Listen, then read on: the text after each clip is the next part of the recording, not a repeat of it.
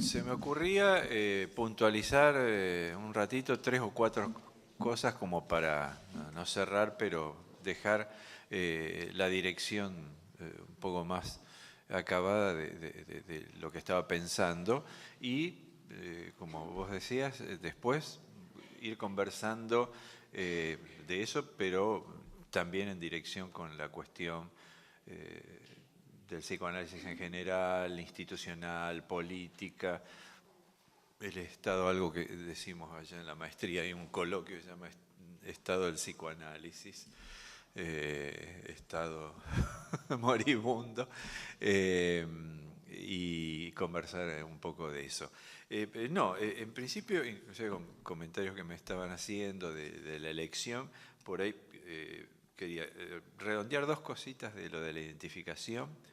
No sé si lo de la angustia, eso lo decidís vos si querés que conversemos algo. Yo me limitaba a ese rasgo temporal, que se puede decir algo, y abrir con esto que a varias personas se ve que les interesó, el tema de la elección, el acto, la decisión, ¿no? Que sería el otro libro.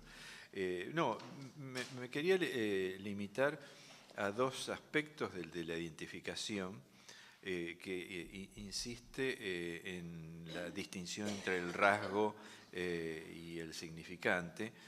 En ese punto que cuando yo leí tu libro ni me había enterado que Alush ya había planteado, yo lo venía planteando hace años, la preeminencia de la lectura sobre la escritura.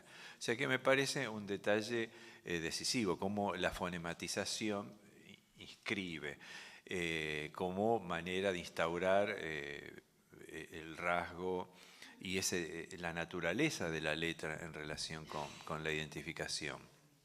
Pero el hincapié lo quería hacer en que esa relación no implica, como alguien dijo, un buen casamiento entre la voz y la letra. O sea, hay otra dirección polémica con Derrida. Él tiene un texto que es así como post-husserliano, La voz y el fenómeno, y en donde allí se nota obviamente que su planteo de la o arquiescritura no es empírico, pero como que hay una especie de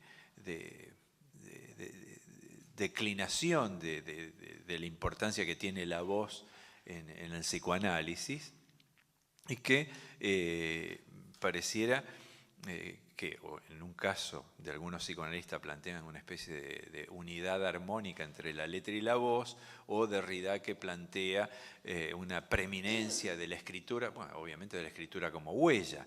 De todos modos, por una ventana también entramos al acto analítico y esa marca de la huella a nosotros nos llega en la voz, hablando. No hay castración si no se habla. O sea que esa huella escrituraria, sin la voz que apunta a cierta dimensión del moi, del narcisismo, fallidamente, sin esa voz no hay huella.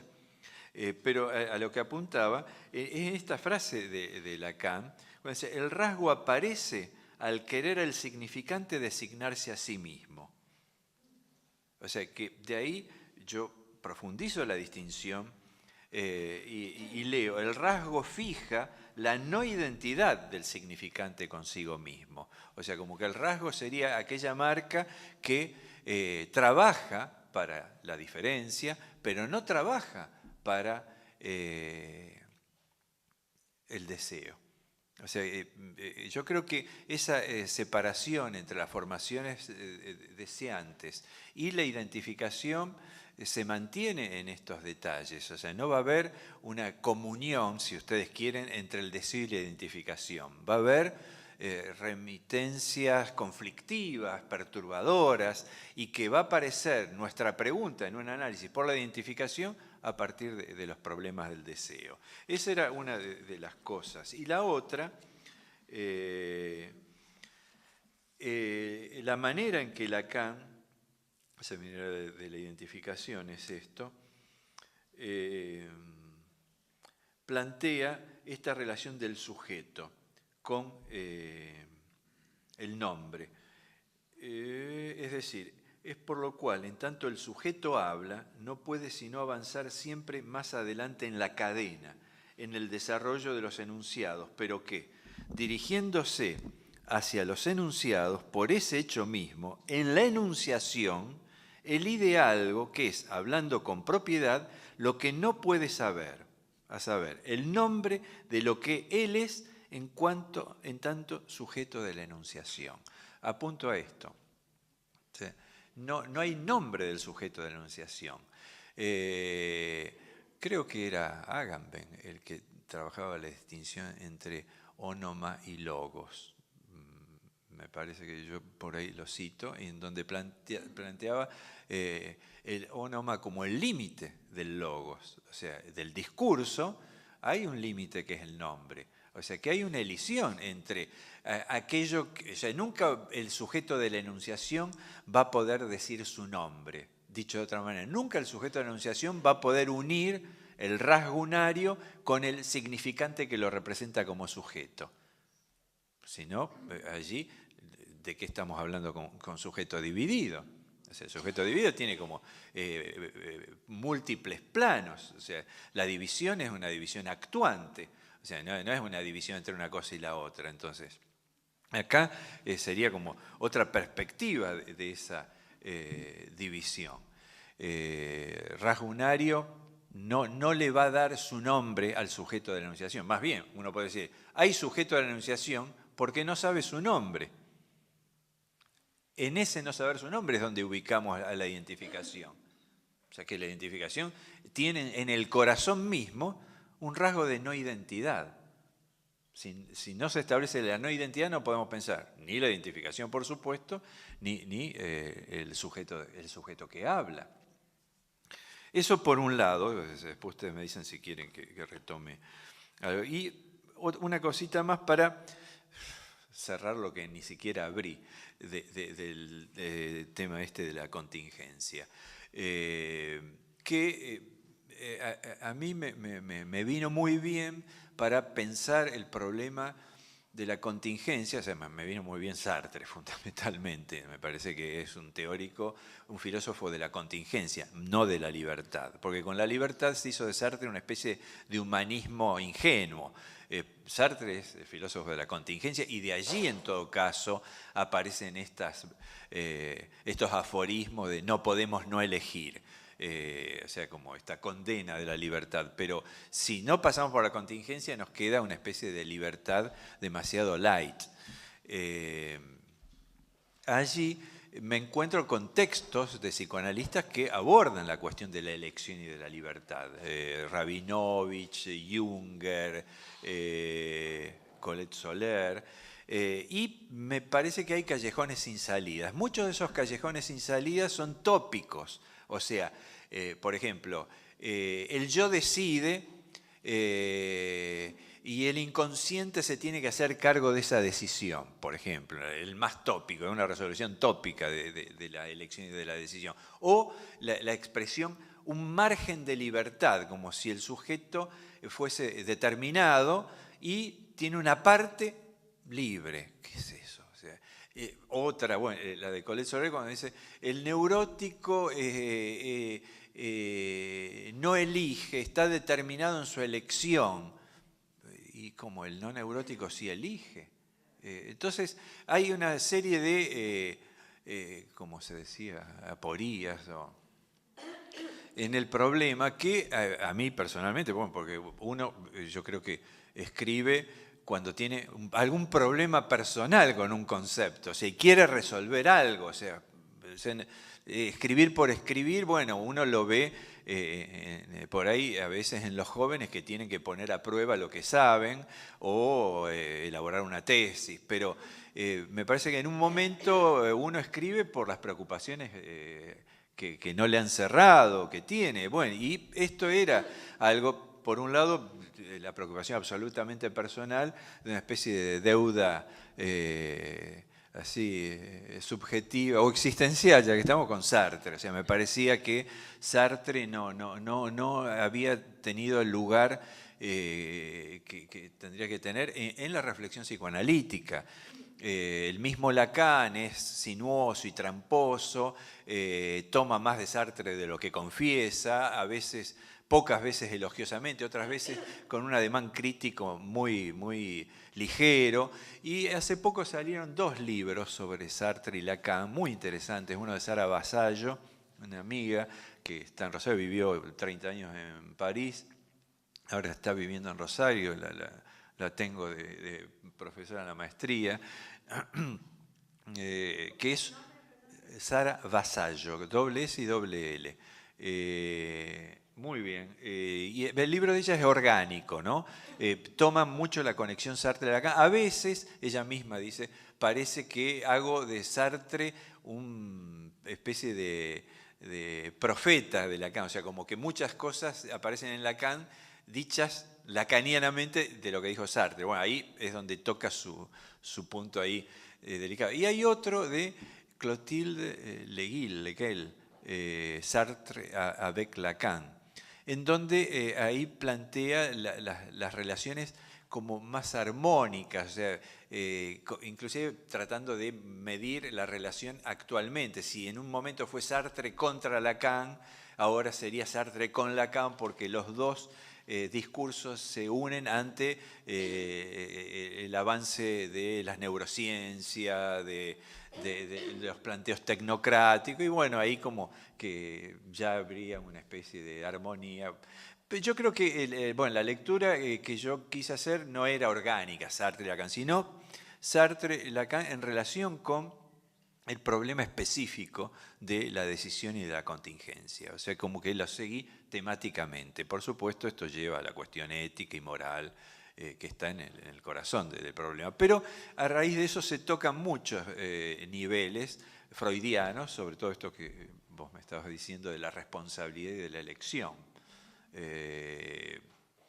Elección de neurosis hablamos. La responsabilidad moral de los sueños. O sea, cómo intrínsecamente el psicoanálisis no puede pasar por alto eso y quedar en una especie de también torpe determinismo del inconsciente. Y el problema de la elección está en el corazón del inconsciente, aún en la elección sexual, en la elección de objeto. O sea, no podríamos desprender el problema de la elección, o sea, porque las comillas lógicas, porque tengo bastante cautela con el uso lógico formalizante en psicoanálisis, pero allí no estamos en lo decidible, lógicamente, en Lacan, estamos en la decisión entre la espada y la pared. Cuando hablamos de o no soy o no pienso, o la bolsa y la vida, todas las operaciones de decisión hacen al corazón del inconsciente, no pasan en el yo, como algunos han planteado. O sea, como que el yo elige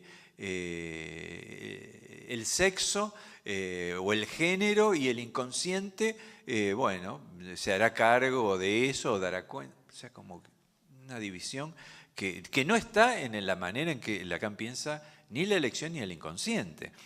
Entonces, en ese sentido, el punto que nos arroja al problema de la elección y que yo tomaba de Sartre es muy sencillo. Yo lo dije, muy sencillo en el contexto de Sartre. Esto lo empieza a trabajar en los cuadernos de guerra, eso que anotaba preparando el Ser y la Nada cuando estaba en el servicio meteorológico del ejército. A eso lo habían confinado y se ve que estaba con poca angustia y medio aburrido como para avanzar en Kierkegaard y lo que Kierkegaard le abría en cuanto a la pecaminosidad y en cuanto a la angustia. Y ahí plantea lo que sitúa en el orden del acto. Falta un eslabón y es la ausencia de ese eslabón lo que nos quita toda excusa. Falta un eslabón en la cadena que conectaría mis por qué con mis actos. O sea que ese eslabón es lo que mueve, en definitiva, el acto. Cuando yo pongo el título, que es el título de, digamos, un robo de una frase de Sartre, nada nos impide, nada nos obliga. La nada está escrita en cursiva porque entre mi decisión y mis actos, entre mis motivos y mis actos, entre mis causas y mis actos, hay un hiato de nada. O sea, la nada como interferencia, ese es el sentido del título. Nada nos impide, nada nos obliga. O sea, estamos en un punto en que efectivamente entre aquello que me motiva, aquello que me determina, no estaría el inconsciente en el lugar de la determinación. El inconsciente estaría en el lugar de la decisión, porque el inconsciente es aquello no realizado que tiene que hacer algo con lo que no terminó de hacer la causa. Digamos, si les dibujo en un minuto el recorrido del libro, empieza con la causalidad, con los problemas de la causalidad, con la discusión de Lacan con Henry A. con la causalidad de la locura, con los puntos en donde hay una... que eso me pareció fantástico. Hace muchos años yo me acá hay algo muy interesante de Henry A. en la discusión sobre la causalidad de la locura, que era la discusión organogénesis o psicogénesis, el planteo de Lacan, Henry A., que para mí era genial, por más que esté con su organodinamismo, lo escucha a Lacan críticamente, pero escucha algo que Lacan todavía no había dicho, porque dice, pero ¿cómo? El señor Lacan nos está diciendo que no importaría la causa, que daría lo mismo una melancolía por un tumor cerebral y una melancolía con un duelo no resuelto. O sea, que ya escuchaba el colapso que Lacan iba a producir en la causalidad, que todavía no estaba explícitamente, porque Lacan, yo les decía hace un rato, estaba enfrascado en un imaginario que tenga efectos psicológicos, sintomáticos en esa época. Por eso bueno, hay algunos autores que leen en esa frase la insondable decisión del ser, muy sartreana, del Lacan de aquella época, como si ya fuese sartreano. No, ahí aprovechó eso para decir, bueno, la causalidad no es orgánica, pero ahí escucha más que eso. Acá nos está diciendo como que la causalidad no importa.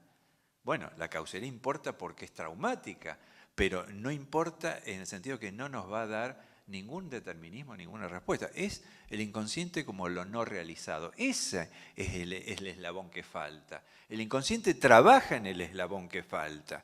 O sea que no es la división entre mi libertad y mi determinismo. O sea, el problema de la decisión atraviesa el inconsciente mismo.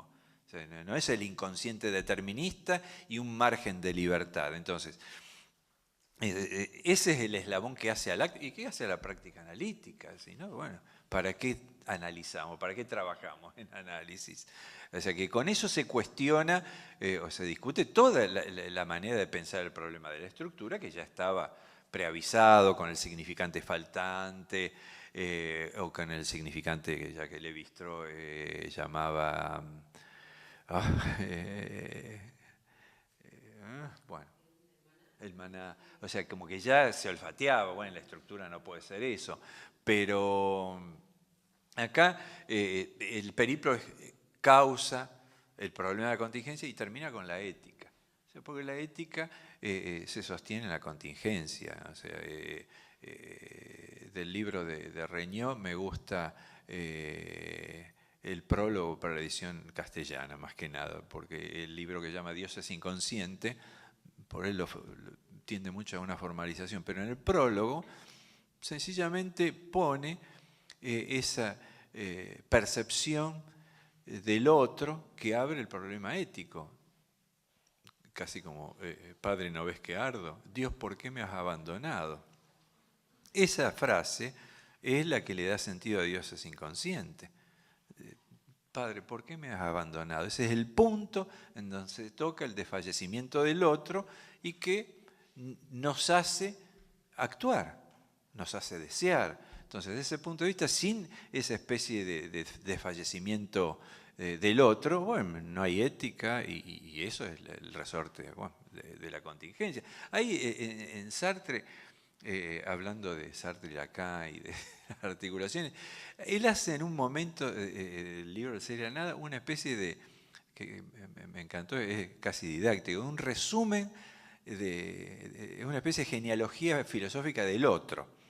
Y entonces dice, bueno, a partir de salir de cierto solipsismo, el otro, que empieza a tener peso en filosofía, bueno, en Husserl el otro es condición de nuestra percepción.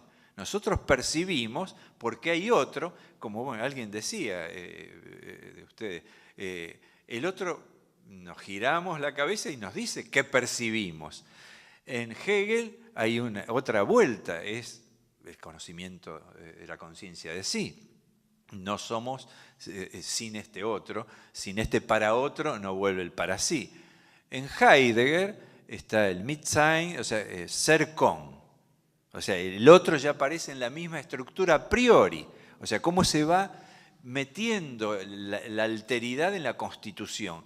Y en Sartre dice, bueno, con Heidegger tenemos el otro ontológico, o sea, no somos sin el otro, pero este otro es como una trampa, es como que ya viene en el paquete, en el a priori.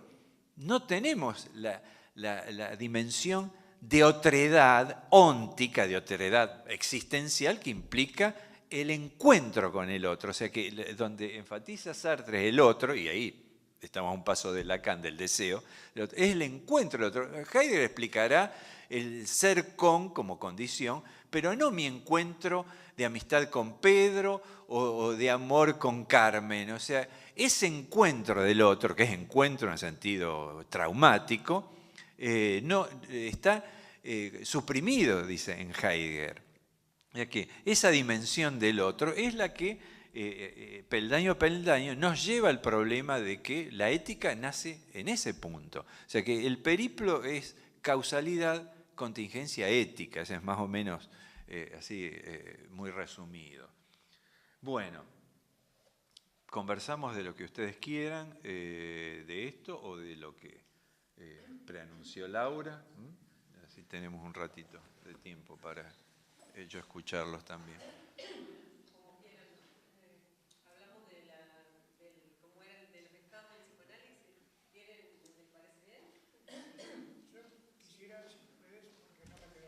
Sí. Sí, sí. No graba.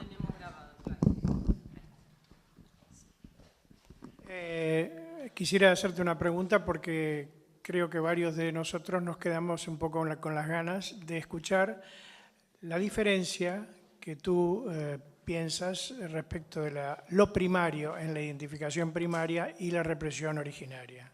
Si pudieras precisar eso, sería... Sí, lo primero es que hago depender la localización conceptual de la naturaleza clínica de los dos conceptos. Y una de las diferencias, muy resumidas, sería que en la represión originaria estamos en tiempos de la represión y el empalme de lo originario y lo secundario y el retorno de lo reprimido no es sincrónico ni homogéneo con lo que podemos decir de identificación primaria, identificación secundaria e identificación histérica, que paradójicamente es la identificación que parece menos estructural y que sin embargo para Freud y después para Lacan, al tener una comunidad deseante en la identificación histérica, abre el rasgo a las otras identificaciones. O sea que el acento está puesto en esto. No podemos darle el mismo estatuto en relación con la práctica a ese lugar por donde marcha nuestra práctica como materia de trabajo, que sería los tiempos de la represión, de aquello otro que es una especie de referencia que se despierta, que se activa a partir de lo que sucede con el síntoma del paciente. Casi lo mismo, con distinta articulación, porque el fantasma aparece en la parte del síntoma, pero como si se quisiera ver su infraestructura, no va a aparecer el fantasma, sino como el resto, el residuo del trabajo de un análisis. Ese axioma, paradójicamente, es un axioma que está al final, no al principio deductivamente. Entonces, las relaciones pueden ser similares. Ese trabajo analítico tiene como vehículo represión originaria, que es ese origen que no cesa de terminar originándose y que tiene la mecánica del síntoma. y sus conexiones con respecto al fantasma, al síntoma, si ustedes quieren, a la angustia, está el tema de la sublimación que queda ahí en un limbo, eso sí, va a ser tocado, despertado sus nervios conceptuales, pero por la mecánica de la represión. No sé si ahí, no sé si te convence, pero al menos es lo que quería usar como resumen, ¿no? Ante tu pregunta. Por ahí me decís otra arista y lo retomo por otro lado. Te digo cómo lo pienso yo, no sé si está bien, pero lo pienso de esta manera. Digamos, para mí lo que Freud llama la represión originaria es lo que Lacan llamará el agujero, le trou. Es decir, que en realidad no es represión de un significante, es inscripta por un significante.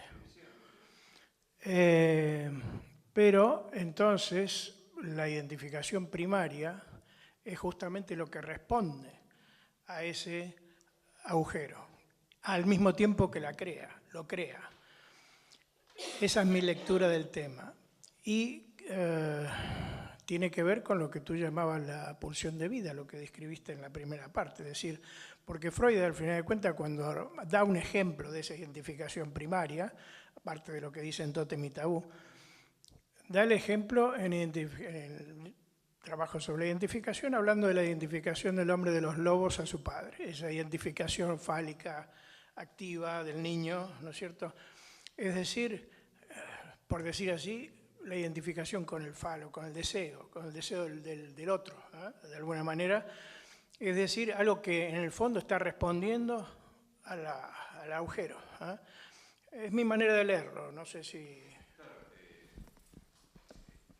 Es como si yo, de lo mismo, inclusive coincidiendo en la distribución que haces, lo leyera, pero al revés. O sea, tomo desde el sujeto que habla, o el sujeto de la enunciación, y sobre eso, ahí distribuyo los términos conceptuales. Ese sujeto de la enunciación nos va a ubicar el problema de la identificación, pero nos lo va a ubicar distinguiéndolo. O sea que te vas a hacer preguntas, estas preguntas que Freud responde desde psicoanálisis de la psicología de las masas, desde el hombre de los lobos, esas preguntas están ya diseccionadas, demarcadas por el síntoma, el fantasma, de ese sujeto de la enunciación. De ese sujeto de la enunciación nunca vamos a tener la respuesta por la identificación primaria, lo que vamos a tener es el perímetro de la no respuesta.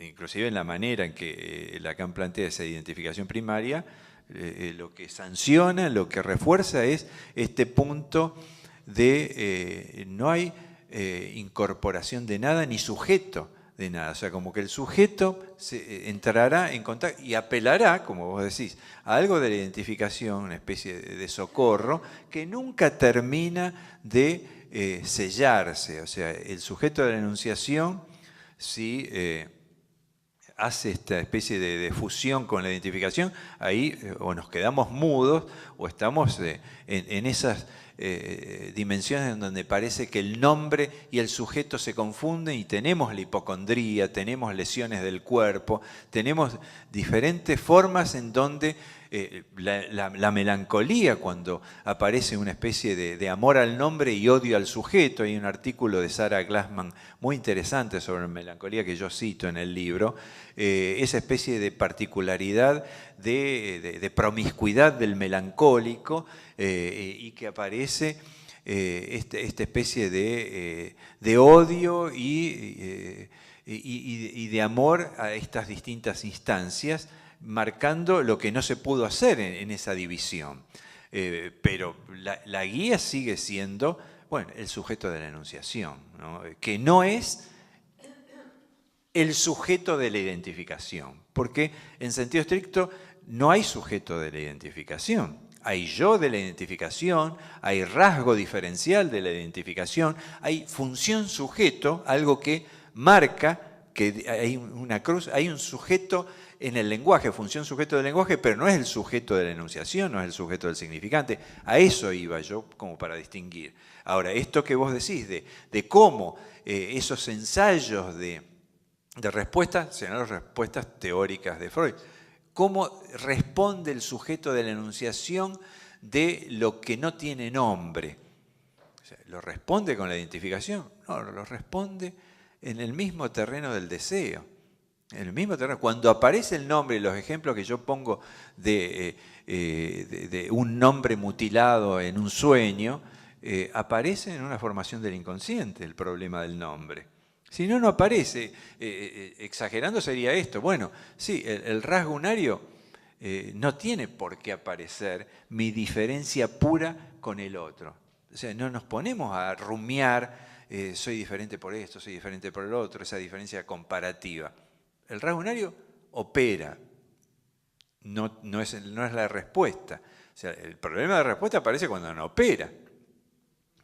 O sea, y apuntaba a eso sencillamente, no a destronar la cantidad de argumentaciones de Freud y de Lacan acerca de la identificación, sino casi a situarlas en relación con que estos conceptos, originario, primario, secundario y secundario, no tienen una sincronización, sino que tienen un eje del apremio clínico, y sobre ese apremio clínico, o sea, por eso decía, bueno, el originario que Freud se pregunta en Viveza en Satisfacción está movido por el motor del sueño. Y el originario que Freud se pregunta en la represión originaria está movido por la formación del síntoma. O sea, como que cada originario y cada primario están dominados por la pregunta coyuntural clínica de Freud. En ese sentido apuntaba a separar algunas cuestiones. Bueno. Después me contestas.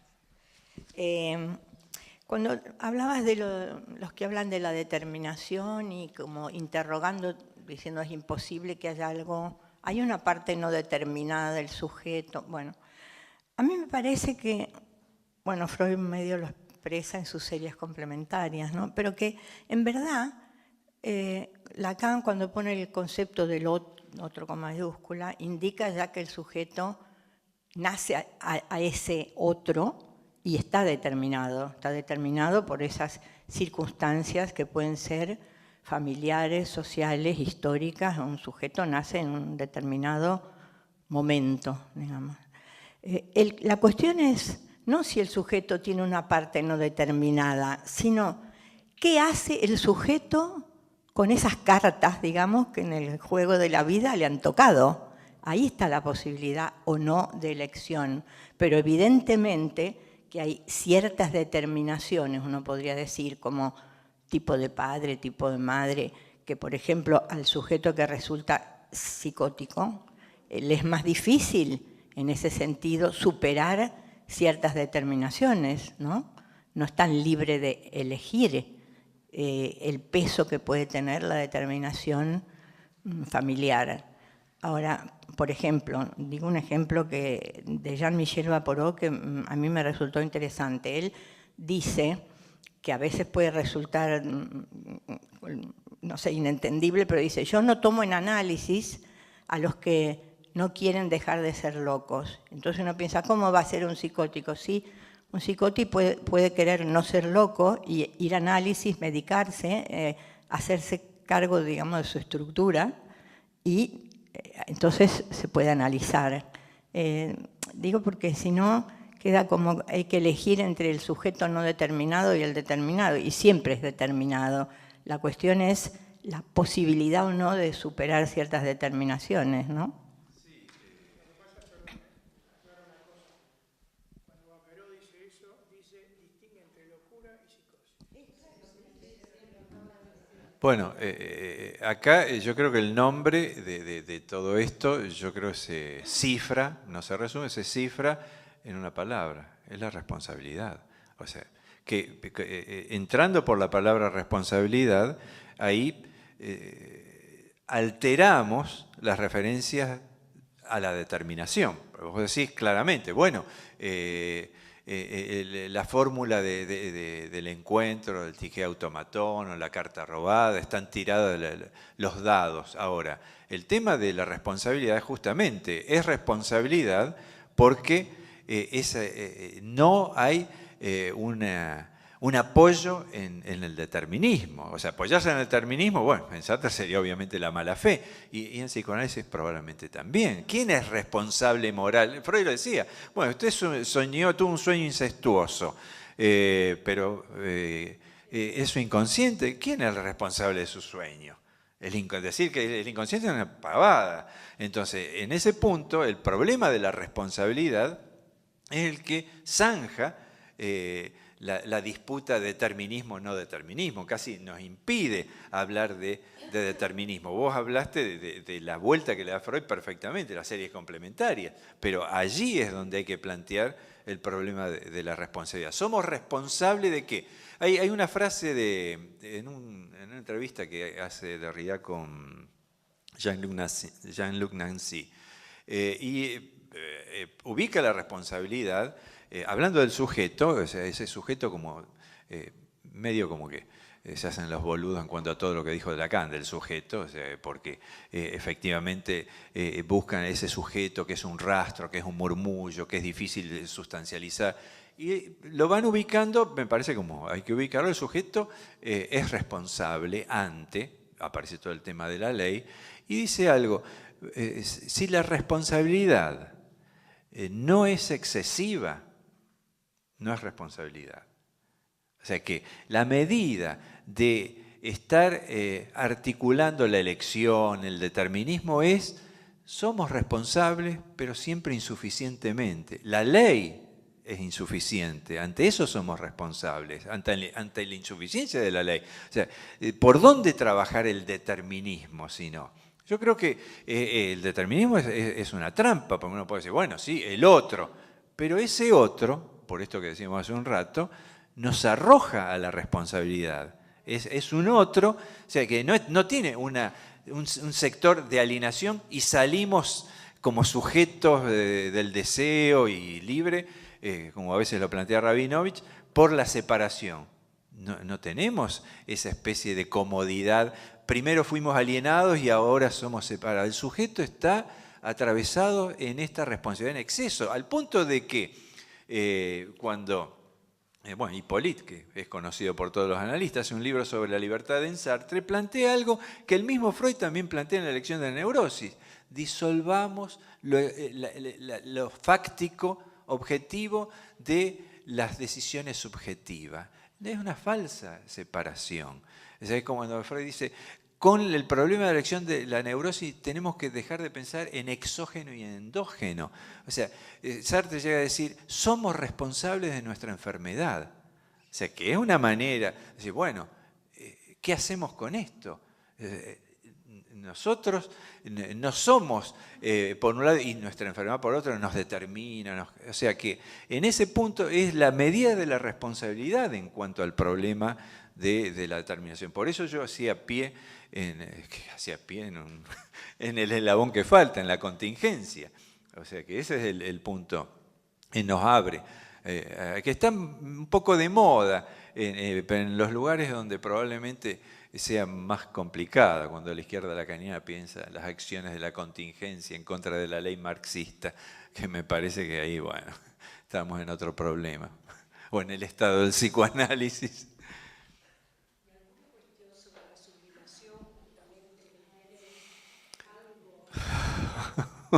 Bueno, ahí tengo otro libro, pero es mucho más voluminoso y complicado, porque ahí hay que levantar un muerto que es terrible en psicoanálisis. Es de lo que menos se dijo y de lo que más se dijo complicadamente o psicológicamente. Sí, es mucho ahí, no sé qué. Es como si dijera, bueno, parto de algo freudiano. La sublimación es un destino de la pulsión distinto al de la represión. Eso es muchísimo, muchísimo para pensar la sublimación en el análisis, es muchísimo. Pero bueno, me llevaría a empezar de cero.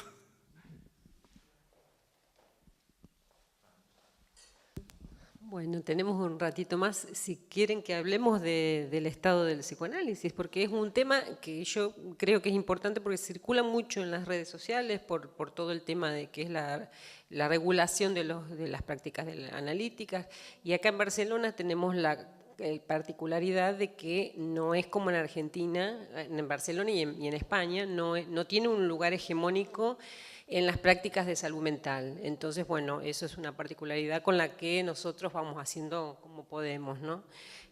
Bueno, podemos hablar de eso, ¿verdad? Te doy la palabra, sí.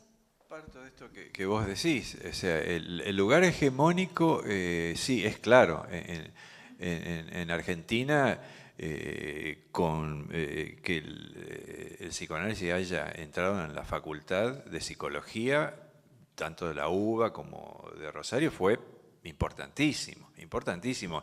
Y con ciertas políticas, con todas las discusiones y debates y críticas que se puede hacer en Rosario, en Santa Fe, la política del gobierno socialista, que bueno, le está quedando más el nombre que el socialismo efectivo, pero sin embargo, en términos de salud, como se dice, en términos políticos, institucionales, salud pública, salud mental, hizo una inserción con reconocimiento importante, bueno, rentado, porque hasta hace 30 años, 25 años, los psicólogos entraban como de lástima a los hospitales a trabajar, o sea, le hacían un favor para que vaya a molestar a algún paciente.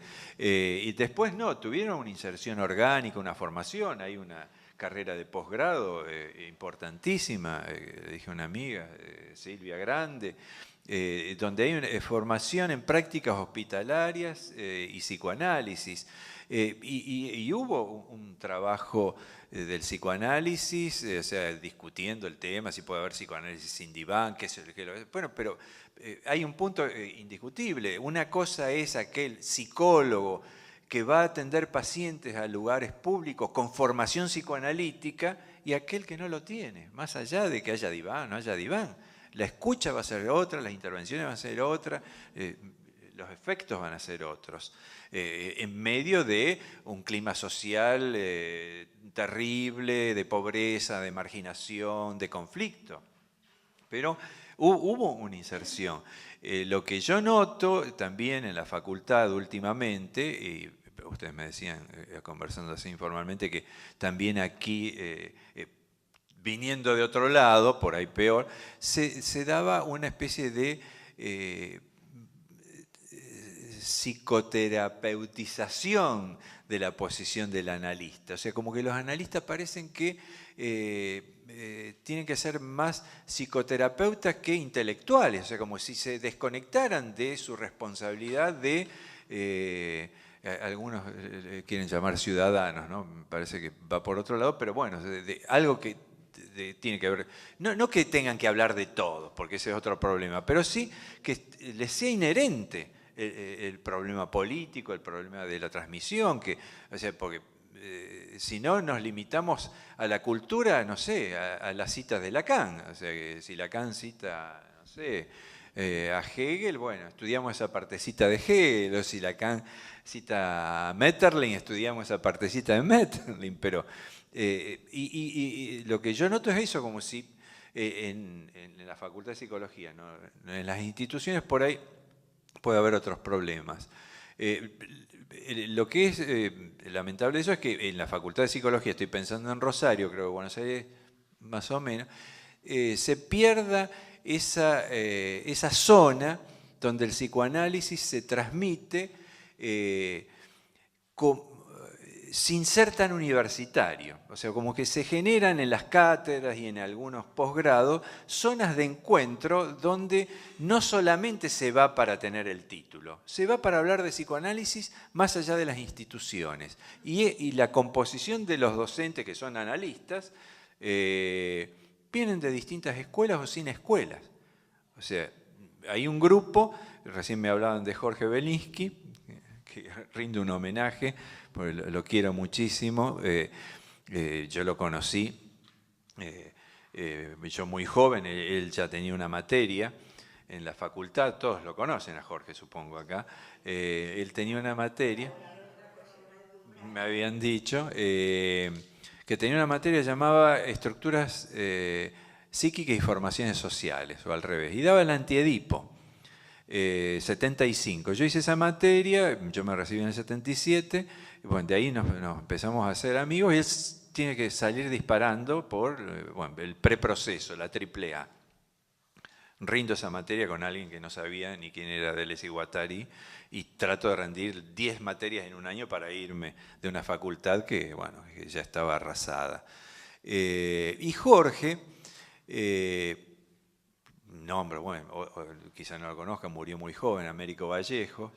Bueno, mi amigo Juan Ritbo, que bueno, es Juan, y sí tiene 13 años más que yo, o sea, Juan tiene 79, no parecen para nada, está fantástico. Y empezamos a trabajar juntos en este libro que vos te acordás milagrosamente. Y siempre tuvimos una posición, si bien estuvimos en la fundación de la escuela, nos fuimos al tiempo, digamos, quizás sea fobia sencillamente y no otra cosa, pero cierta resistencia a institucionalizarnos. Y hubo, yo les decía, un episodio que quizás marque el destino, sobre todo rosarino, que se ve que dejó un estilo, porque hay gente de Buenos Aires que viene y lo reconoce como algo de Rosario, cuando hubo una especie de, que no sé si fue Américo, hubo otro que estaba en Rosario, pero parece que era de Córdoba, que viene Laurent y Miller, a época del proceso, o sea que el Palacio Municipal se usaba para otras cosas que no era para votar ni nada. Se hizo una conferencia ahí y vinieron como a vender espejitos de colores. Acá, bueno, ya habíamos dado el curso de significante y sujeto y parecía que, bueno, nos iban a iluminar. Alguien del público le dice a esta persona, sí, pero acá en Argentina se conoce a... después de la muerte de Gardel, a las viudas de Gardel. Como diciendo, ustedes vendrían a ser, Lacan estaba por morirse, las viudas de Lacan. Y ahí, bueno, Miller muy así chispeante dice, ah, bueno, sí, pero el último tango se escribió en París. O sea, como diciendo, sí, bueno, después no sabía que Piazzolla después escribió el penúltimo, después del último tango en París. Es muy buena idea del suplemento tenía Piazzolla. Y quedó una marca, un anticuerpo a esas instituciones hegemónicas, al punto que al poco tiempo, 2 o 3 años, vino Serge Coté, temeroso de con qué se iba a encontrar en Rosario. Y de hecho, en sentido global, es una de las ciudades donde menos caló la EOL en Rosario. O sea, que hay gente interesante y que uno puede leer cosas interesantes de gente de la EOL, pero con cierta esa posición de reclutamiento, esa posición globalizada, hegemónica, de que están los lacanianos y están los lacanianos, como dice, los lacanianos informales, o sea que seríamos todos los otros, o por qué ser lacaniano además, por qué adjetivarnos. La nebulosa lacaniana, a ese término me quería referir, no me acordaba, gracias. La nebulosa lacaniana, o sea que los que no están en Leol están en la nebulosa lacaniana.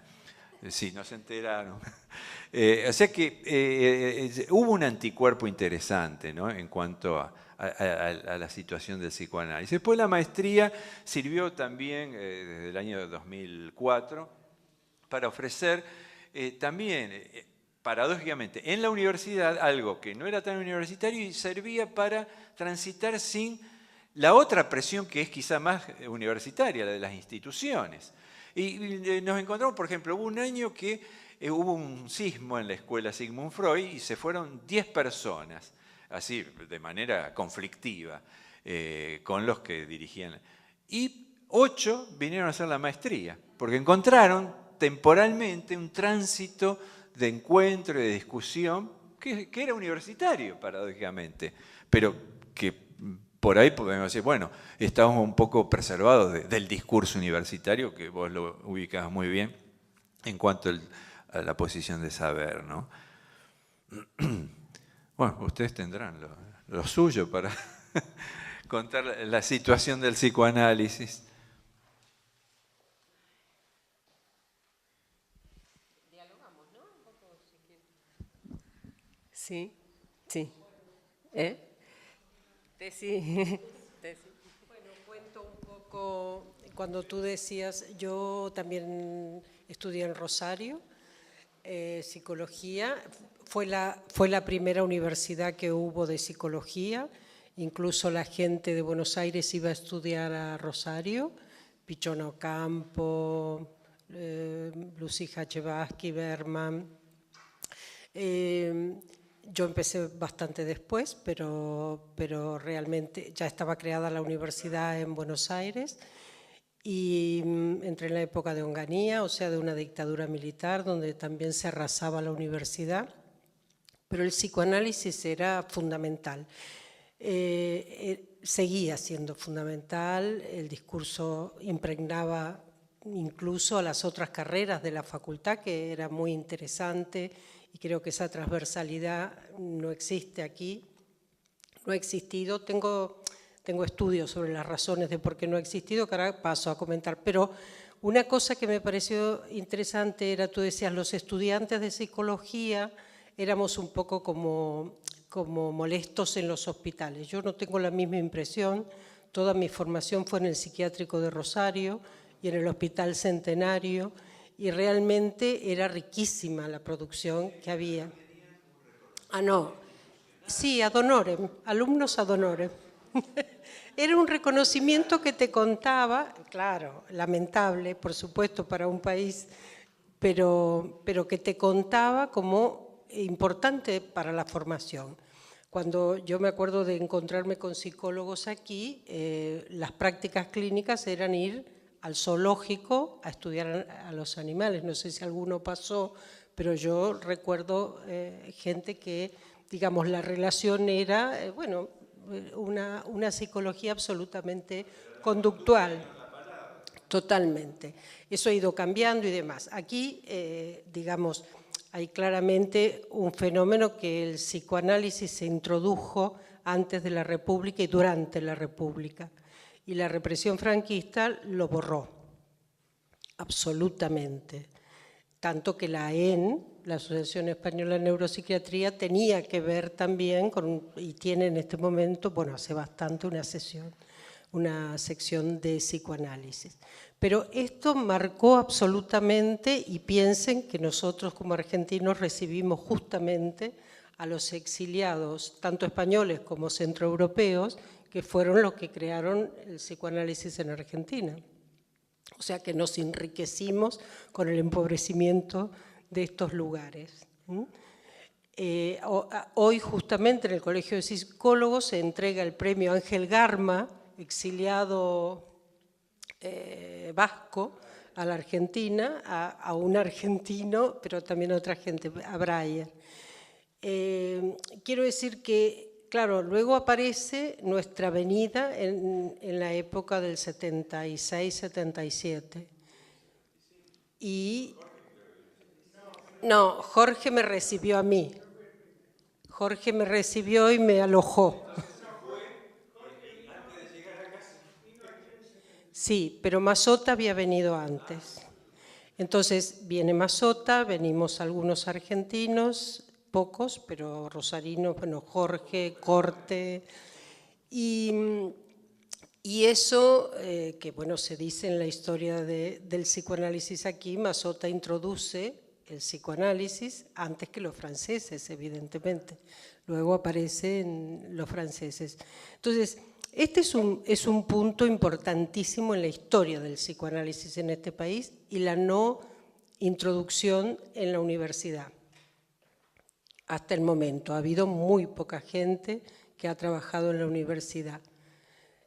De todas maneras, bueno, se ha ido en el campo de la salud mental, en el momento que la salud mental empieza a recobrarse, digamos, desde otro punto de vista, más ligada al psicoanálisis y en todo caso a la psicología dinámica o al psicoanálisis kleiniano, realmente se introduce y hay una época floreciente de trabajo en salud mental de psicoanalistas que en este momento, y ahí es la segunda parte que podría decir, toda la influencia del neoliberalismo, que pienso que funciona tanto en todos los países del mundo, incluso en Francia, Argentina, que tienen una relación amplísima con el psicoanálisis, y corta de alguna manera también la posibilidad de seguir, bueno, de entrar a la universidad evidentemente no, creo que hay islas, o sea, esto también tenemos que tenerlo en cuenta.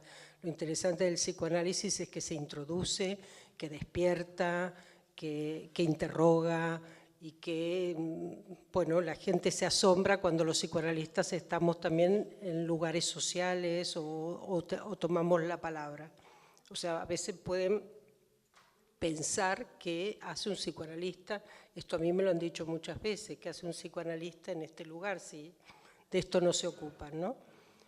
Entonces, en la intelectualidad, muy relativo, en el campo de la filosofía quizá más, pero es notorio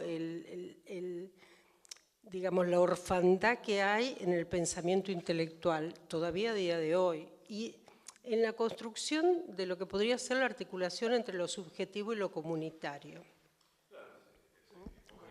Marcar la importancia que tuvo y que no haya tenido aquí la inserción universitaria del psicoanálisis. O sea que por ahí en Argentina lo desvalorizamos, lo vemos peyorativamente y es un error, absolutamente es un error. O sea, pero no estamos hablando de territorio, estamos hablando de discursos. Una cosa es el territorio institucional y puede haber, como ella decía, discurso universitario en el seno de cualquier institución psicoanalítica y problemas de jerarquía, así como está el profesor y el alumno que tiene que rendir, los problemas de jerarquía del PASE son terribles. Han instalado un terrorismo de la jerarquía, gente con pánico del PASE, que es un actinado institucionalizado, porque el PASE es efectivamente una transferencia sin análisis. O sea que...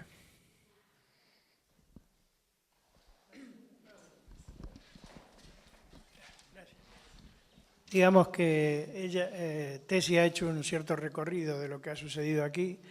No es que no haya algo en el terreno universitario, en este momento hay un par de cátedras en la Central, por ejemplo. Sí, la Universidad Central de aquí de Barcelona. Y en Madrid hay desde hace muchos años un posgrado psicoanalítico de prestigio. Bueno, pero digamos que está en el campo universitario, ¿no? Vale, pero digamos son pequeñas islas.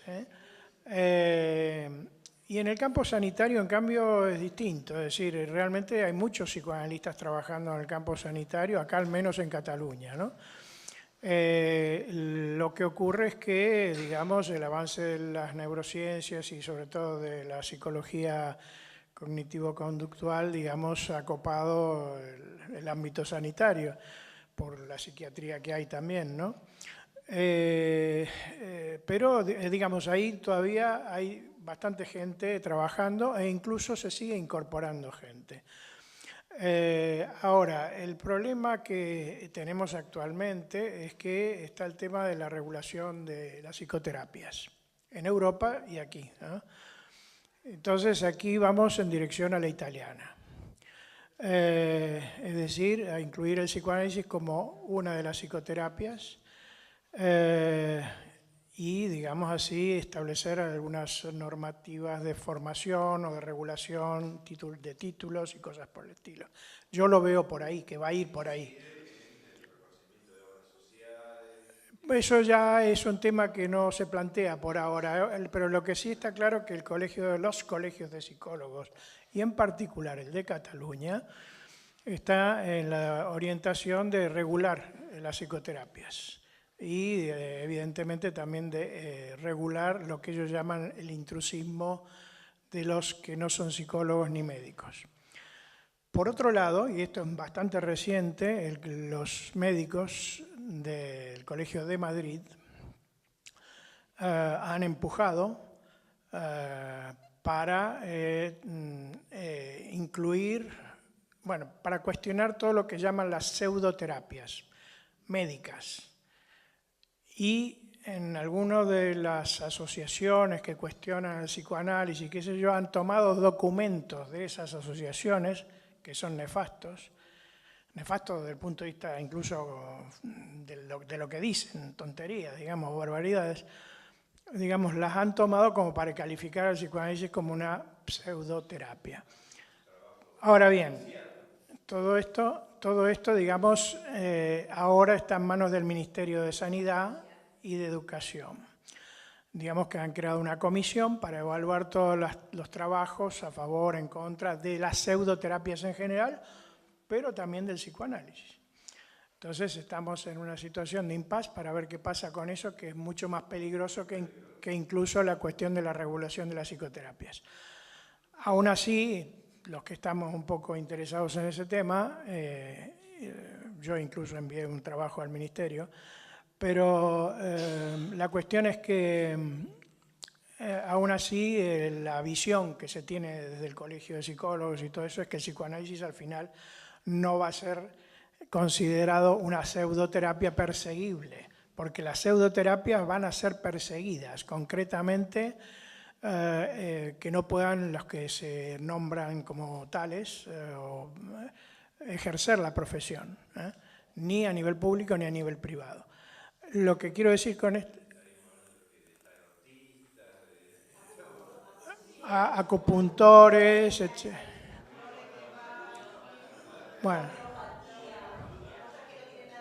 Bueno, digamos que todo eso ha tenido su reacción, tanto desde aquí como desde Europa, ¿no? Digamos, en cuanto al cuestionamiento de ese avance contra la homeopatía, por ejemplo, etc. Pero digamos que estamos en un periodo de impasse hasta ver qué pasa con lo que dice el Ministerio, o los ministerios. Lo digo porque simplemente para informarte e informar un poco, ¿no?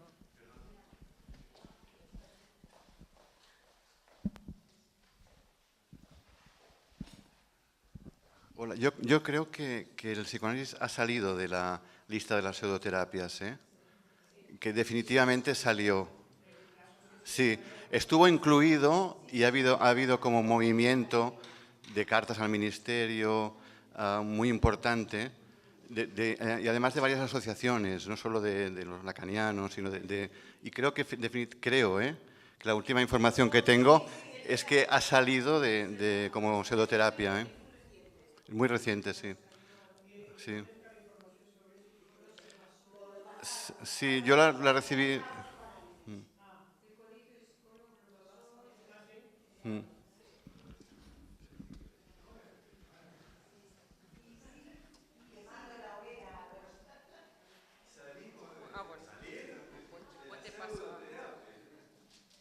Espera, me pongo aquí y te lo paso. Espera, no, que me voy a sentar mejor, que me quedo ahí en medio. Comentaste sobre la psicoterapeutización del psicoanálisis y un poco en hilo a lo que Eduardo decía. Estamos en un momento de regulación y lo que estoy observando es que muchas instituciones están creando la maestría, como se dice en Argentina, el máster en psicoterapia psicoanalítica, no es en psicoanálisis. Y yo pensaba, si esto de alguna manera no, lo voy a decir así como me viene a la mente, bajaba un poco el nivel, ¿no? Tú hablabas de las cuestiones intelectuales y a mí me parece que esto es lo que me da la sensación que se produce con estas máster en psicoterapia psicoanalítica, ¿no? Además, honestamente, según en los lugares donde uno se mueve, decir soy psicoanalista es como, uy, está de dónde ha salido. Entonces, igual decir psicoterapeuta y luego uno tiene una escucha, como tú decías, un discurso diferente y hace lo que tiene que hacer, ¿no? Y pensaba en otra frase que decías, el psicoanálisis más allá de las instituciones. Si no es responsabilidad, probablemente, se me estaba ocurriendo, de los que intervenimos en estas escuelas, en estas maestrías, los que podemos hacer algo en crear más allá de las instituciones, ¿no? Salir, ¿no? y generar estos grupos de estudio y hacer otro tipo de transmisión. Bueno, es la responsabilidad, ¿no? No sé. Claro, es uno de los ejemplos, hay muchos más, claro. Bueno, a propósito de lo que comentaba Marcelo, hoy mismo se ha publicado un texto excelente de Marcelo en el que, con un muy buen desarrollo a propósito de la cientificidad del psicoanálisis. Está en Brumaria. La idea es publicar textos consistentes a propósito de esta cuestión que nos afecta, que afecta al discurso psicoanalítico, en espacios en los que no haya predominio sí, sino otros predominios, ¿no? Un ámbito intelectual más amplio, ¿no? Como es el caso de esta plataforma, por ejemplo. Luego, a propósito de las hogueras, que he oído la palabra por ahí, ahora cuando Tessi comentaba así brevemente la historia del psicoanálisis en España, insisto, como en tantas ocasiones, que la introducción del texto de Lacan es por parte de Francesc Tusquellas y que esa transmisión se localiza antes con el estallido de la Guerra Civil Española y a partir de ahí eso se suprime hasta el 75-76, que es cuando llega Massota a Barcelona. Pero eso ya estaba funcionando en Cataluña y en el resto del territorio español puntualmente en espacios de transmisión, o sea, de transmisión de lectura y de transmisión clínica en espacios culturales, no necesariamente en espacios clínicos, en el psiquiátrico de Reus, por supuesto, pero también en el Ateneu de Barcelona. Islas, pero es que era el comienzo, porque la tesis de Lacan se publica en el 33, no podía haber mucho más espacio, porque Tusquellas empieza a trabajar con esa tesis cuando no está publicada, a trabajar en el sentido práctico del trabajo, haciendo un uso del texto, que no es una tesis exactamente psiquiátrica, aunque hay de la historia de la psiquiatría todo lo que se le ha de pedir a un trabajo doctoral, ¿no? Pero hay otra dimensión, precisamente a propósito de algunas cuestiones que planteabas ahora en términos de causalidad y responsabilidad, ¿no? Bueno, es lo que quería. Justamente lo que acaba de decir la colega nos trae a la relación entre lo individual y lo colectivo. Toda la práctica de Tusquellas, digamos, en lo colectivo y con una postura ideológica muy clara, ¿no? Muestra la necesidad, digamos, de esta interrelación y cómo, digamos, el triunfo del franquismo se demostró también como una enorme resistencia al psicoanálisis, a la quema, digamos, de los libros, ¿no? Que después siguió con el nazismo. Claro, lo que yo veo también es que tienen otra relación con las instituciones por el hecho de no haber existido de manera orgánica el psicoanálisis en la universidad. Me hace acordar cuando en la época del proceso, ¿de qué nos alimentamos nosotros? Grupos de estudio. Yo tenía 15 grupos de estudio en el año 78, 79. Y en la época de las 3A había estado, vos, si no sé si te acordás, en Rosario el CEP, el Centro de Estudios Psicoanalíticos. Vos estabas ahí, bueno, ahí estaba Jorge. Y empezó venía Rafael Paz, venía gente interesante, empezó a moverse allí una cosa marginal a la universidad porque ya los estaban echando. Ahora, me suena como si ustedes en parte estuvieran con lugares como estos en ese tipo de práctica. Hasta, iba a decir, pero no sin la cosa persecutoria, bueno, por lo que me decía él, hasta cierto punto. De recién haber salido, es llamativo. También pensaba, lo de Massota habría que ascribirlo a ese tipo de psicoanálisis como el que nombramos hace un rato, de Jorge, con distintas perspectivas, si se quiere, pero de Américo, de Ritvo, que se establecían como una transmisión de obediencia institucional, o sea, que en ese sentido, o sea, nunca renunció Massota a su sartrismo y a su marxismo, o sea, para leer a Lacan. Ah. Ajá.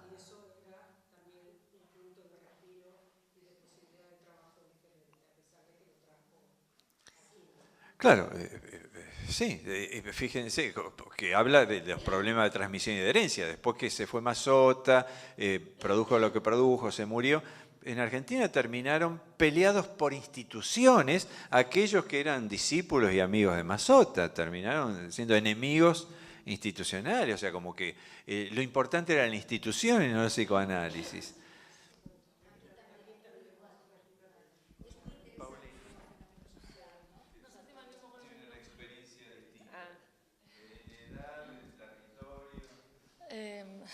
Bueno, yo soy Paulina, estudié con Carlos, estudié en Rosario, después fui adscripta de cátedra. Me encantó la introducción, de verdad, pero me movilizó mucho. La Universidad de Rosario es más allá de los problemas, es un lugar donde se estudia mucho psicoanálisis, se lee mucho.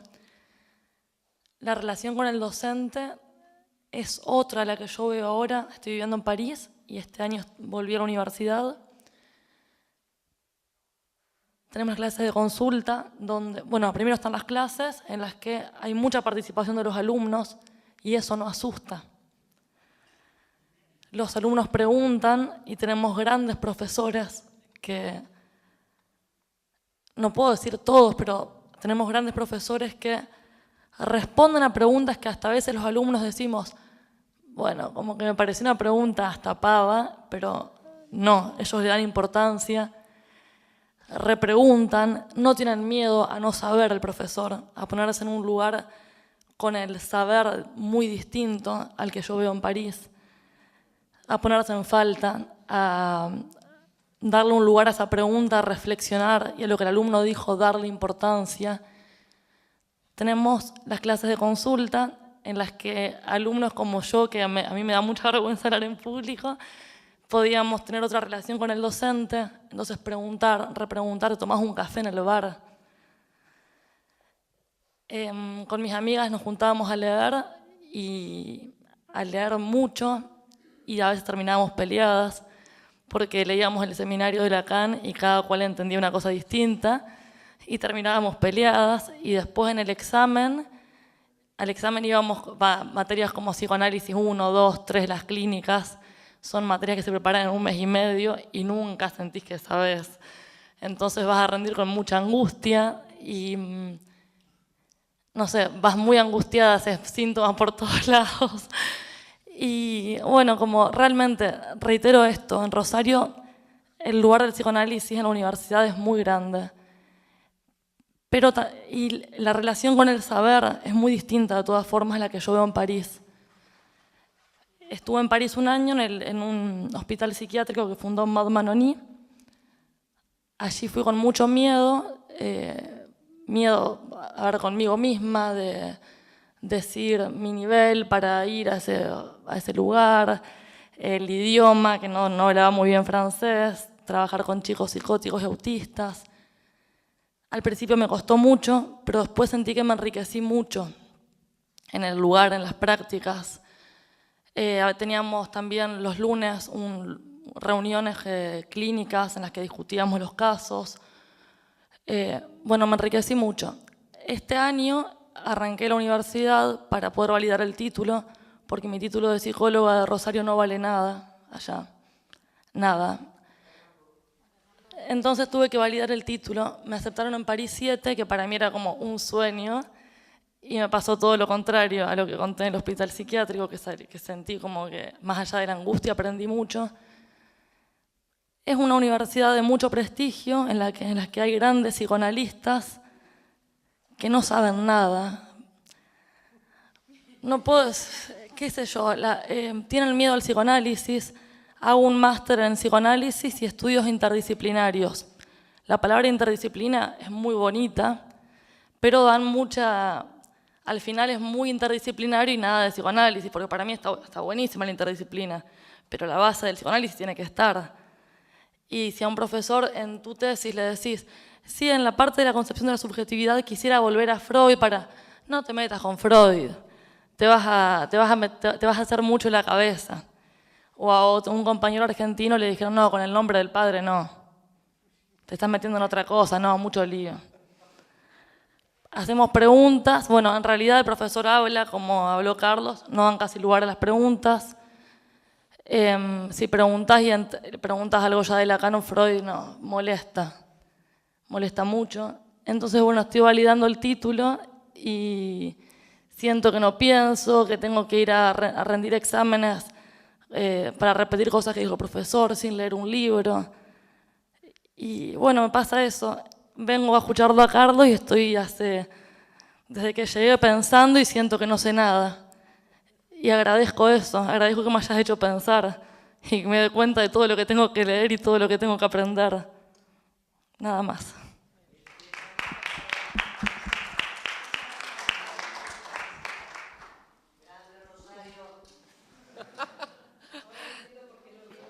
Sí.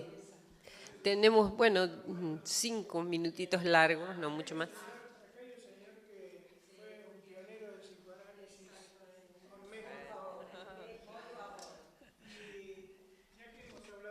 En Argentina, no, yo te pido, si tú puedes relatar todo lo que tú puedas decir en un rato. Bueno, empecemos por el psicoanálisis en Argentina, donde tenemos que reconocer que a partir de 1956 o 57, diría mejor con 58 con Frondizi, entra el psicoanálisis en la Facultad de Filosofía y Letras, primero en la Universidad de Buenos Aires, y Ulloa, Rodríguez, Langer, Isakson enseñan psicoanálisis en esa universidad que llega a ser decano de la facultad García, el epistemólogo tan ligado a Piaget, y eso termina en 1966 con el golpe de Onganía. De todas maneras se sigue enseñando y hasta mi primera esposa, se recibe en la Universidad de Buenos Aires en 1968 y estudiando y trabajando en psicoanálisis y analizándose en relación con gente de la Universidad de Buenos Aires. Hay una coincidencia cronológica que es al mismo tiempo lamentable y para festejar. Lamentable porque tiene un acontecimiento terrible que es el comienzo del proceso en la Argentina y coincide con un elemento a festejar porque lo primero que yo festejé en México fue la muerte del generalísimo Francisco Franco. Entonces esa coincidencia cronológica que decide la expulsión de los psicoanalistas comprometidos con la izquierda de alguna manera en los grupos de plataforma y documentos que hacían resistencia a la Asociación Psicoanalítica Argentina, nos vamos de la Argentina y vienen algunos acá a Barcelona, donde ya estaba Mazota, y llega el Flaco Belinsky, llegan otros amigos que se instalan acá, Barenblit, Corban, llegan de la Argentina en esa época y comienza una nueva época para el psicoanálisis en España, que coincide además con la habilitación de ese máster en la Complutense en Madrid, donde también se reúnen psicoanalistas de la APA, algunos presidentes de la APA como Spilka y demás que van a parar a Madrid y permiten acá en España la formación de un movimiento psicoanalítico con la dispersión de distintas instituciones y la inserción de psicoanalistas en las principales capitales de las autonomías españolas. Algunos nos vamos a México. Yo fui el primero que de Córdoba fue a México y que coincidió mi llegada a México con el exilio de Mary Langer en México en diciembre del 74. Y a partir de entonces desarrollamos psicoanálisis lacaniano. En México había una división entre freudianos y psicoanalistas de la IPA que habían sido formados en la APA en Argentina, y ese era el panorama del psicoanálisis en México. Después sobreviene la muerte de Lacan en 1981, la dispersión de los grupos lacanianos en lo que se llama la nebulosa lacaniana, en la que están incluidos también los que discriminan a los demás como miembros de la nebulosa, y entre todos formamos un pensamiento que, con todas las diferencias que existen, con todas las prohibiciones de que no vayas a citar a de esta escuela, me voy a fijar a ver si tienes la legitimidad o respondes a la marca registrada que nosotros tenemos, etc. Pero de todas maneras el pensamiento lacaniano se sigue desarrollando, y instituciones como las que hay en Barcelona que hacen una labor magnífica, y entre ellas quisiera destacar Umbral y Gradiva, como instituciones que no están nucleadas alrededor de un pensamiento único, sino que permiten la permeabilidad y la enseñanza simultánea de miembros de distintas formas de pensar el psicoanálisis.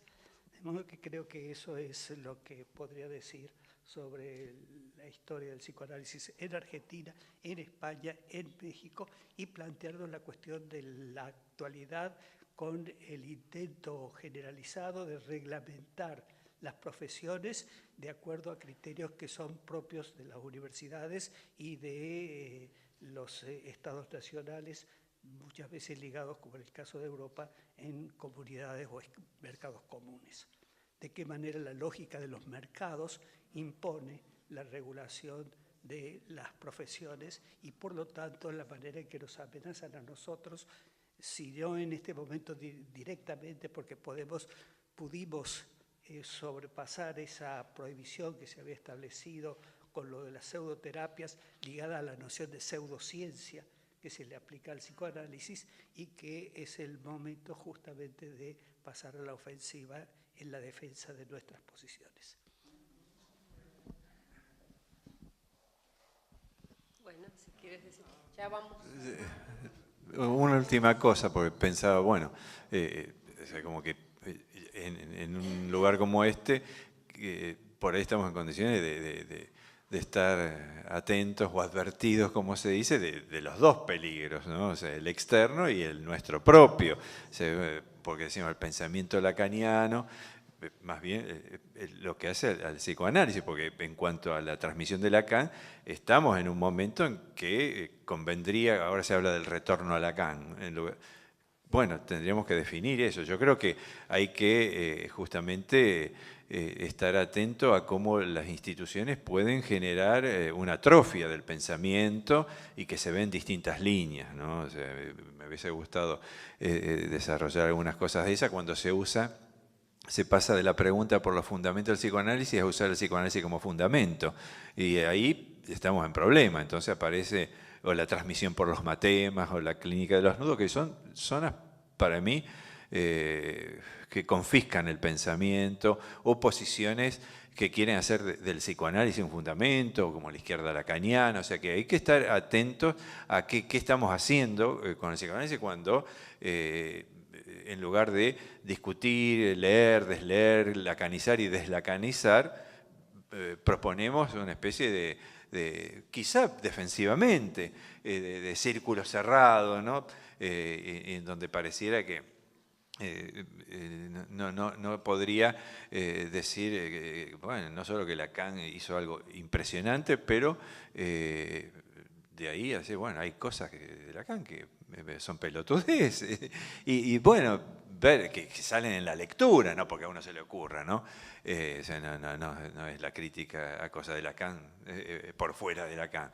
Pero yo creo que hay como dos instancias que coinciden en el momento. Esto que ustedes dicen que es, bueno, terrible a nivel institucional, y por otro lado me parece que en términos de nuestra lectura conviene o sea, preservarnos o estar atentos de, bueno, de la obediencia debida en la lectura de Lacan, ¿no? O sea, eso es como que lo marco como una cuestión contemporánea, ¿no? de la situación. Bueno, muchas gracias. Estuvo muy bien. Gracias.